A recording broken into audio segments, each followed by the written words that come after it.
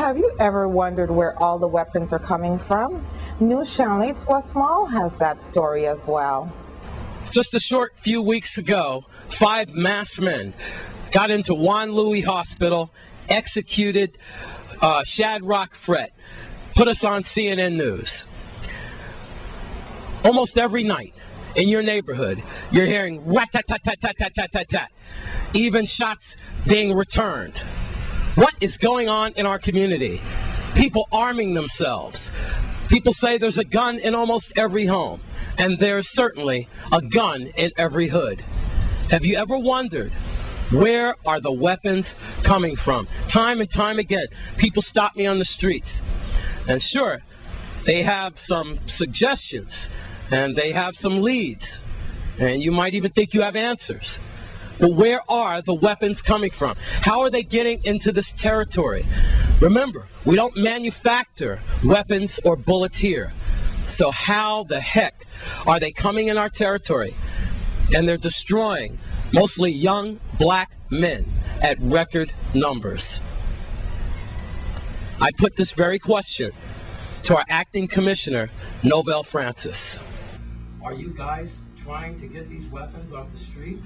Well, you'd be amazed at the number of weapons that we have already been able to take off the street from January to present. Somewhere in the neighborhood of over 100 firearms have been removed from those streets. Nonetheless, we do have some concerns about the fact that we don't manufacture weapons here.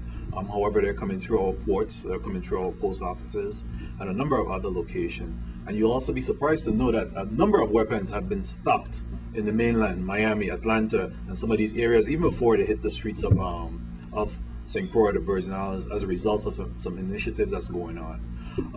So we are working in partnership and in tandem with the federal authorities to try to curb this.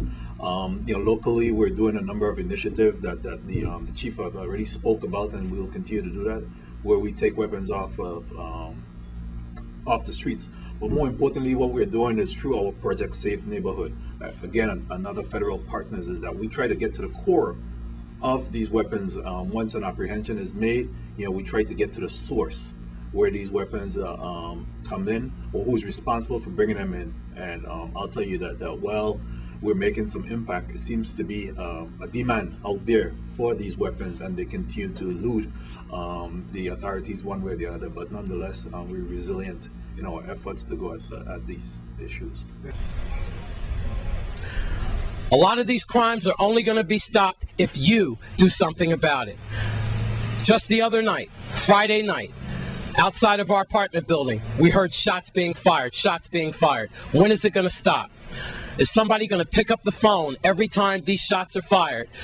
Tell the police what's going on, who's doing what, calling 911, calling 778-2211, and trying to get to the meat of the problem? Or are we just going to continue to talk about it and go to funeral after funeral?